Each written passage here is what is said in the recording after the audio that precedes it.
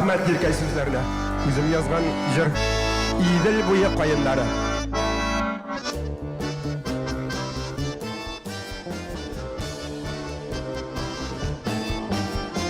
Kökme korasanda korap kuyli İdil buyu kayınlarına Olar jitekleşir yalanaya Çığa tezleydil yarına Min yaratam sizni kardeşlerini Hürmet etken kibik yaratan Şuna kura sizge bağışlangan Yürek sırlarımni yamartan